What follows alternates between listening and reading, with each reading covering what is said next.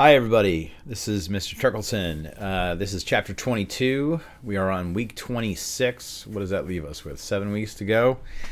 Not sure, but it's not long.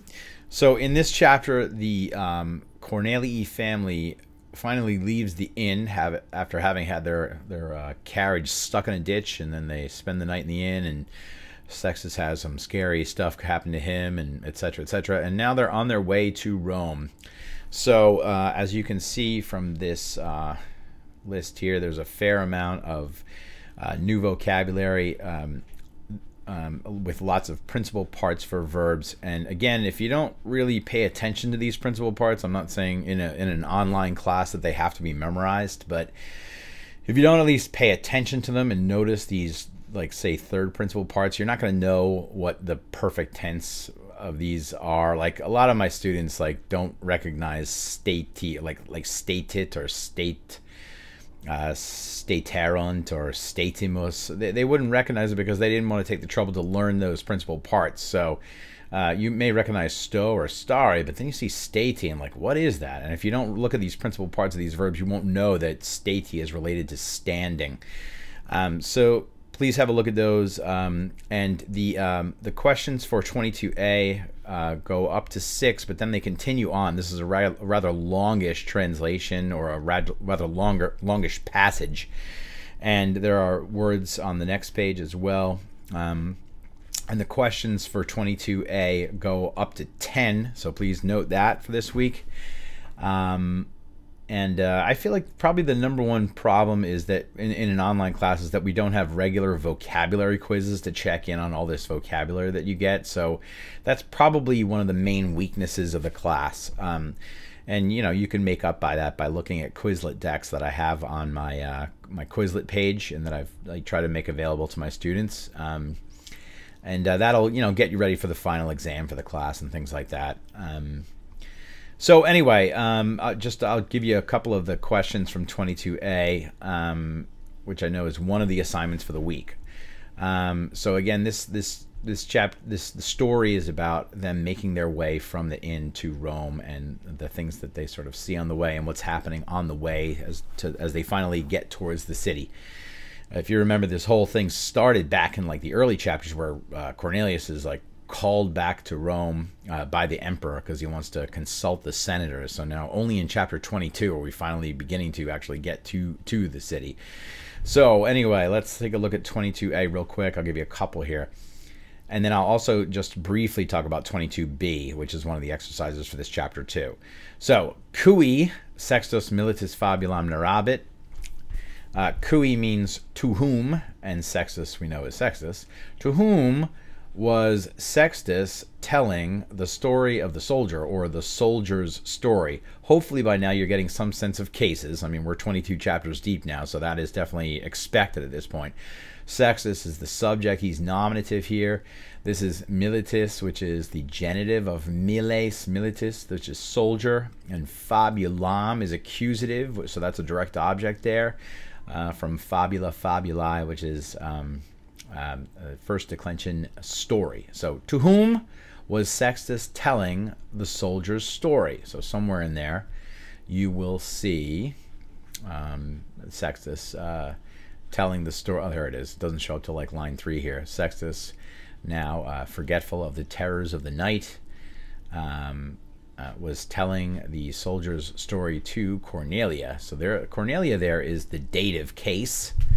And with dative case, dative is the 2 or 4 case, as is described in detail in the video that I put up on the homepage of the website. So Cornelii is 2 or 4 Cornelia. You tell a story to someone.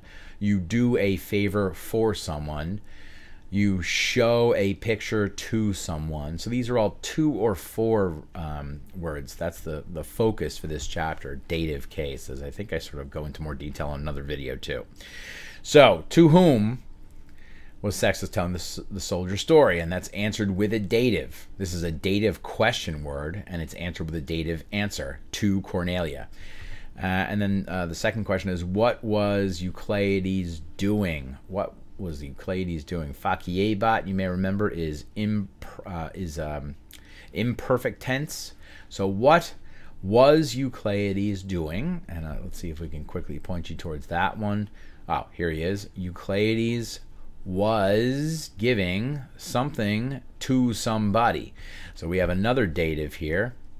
He was giving these to these people here, and I won't tell you what it is, but actually, I mean, you don't even have to translate it really. But so Euclides was giving these things to these people. That's another dative answer there. So that's as far as I'll go with that. But please keep in mind that 22A again does go all the way to question number 10 here on the second page. Now, as for 22B, we have this brief thing, which is sort of a throwaway topic in my honest opinion. I don't see the point of this this exercise. Sometimes it sort of just like gets done and then just totally forgotten. But there are certain adjectives of third declension that are called adjectives of one termination, one ending, and all that really means is that unlike this third declension adjective, omnis, omnis, omne, which means all or every, you see is, a. An adjective like ingens here, or an adjective like immemor, have only one nominative ending, nominative singular ending. As you see here, some third declension adjectives use the same for in the nominative when the adjective modifies masculine, feminine, or neuter.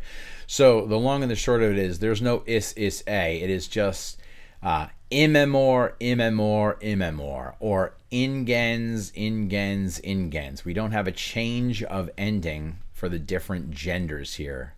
We go from is here in masculine and feminine to a for neuter. But for these particular kinds of adjectives like ingens and immemor, which you're asked to write out a full set of for 22B, they just have that one form for nominative singular. That sort of changes in the plurals because we have ace for masculine and feminine, and then we have ia for plural. So this is, as I say, sometimes it confuses students. It's to me not the most important exercise. Basically, if you read this in detail, you should have it. But if there are any questions about it, feel free to PT me and I'll get back to you about it. Long and the short, ingens, ingens, ingens, or immemor, immemor, immemor. So you're going to write that out. The other endings, I believe, are mostly the same. Of course, immemor, if it's here in neuter, it's going to be immemor for accusative too. But I'm not going to belabor this point. I'm going to let you read it and then let me know if you do have questions about it, okay? I have another video on, I want to say it's 22D, which covers dative case for this week. And with that, I'm going to call it a day for this video, okay? Good luck.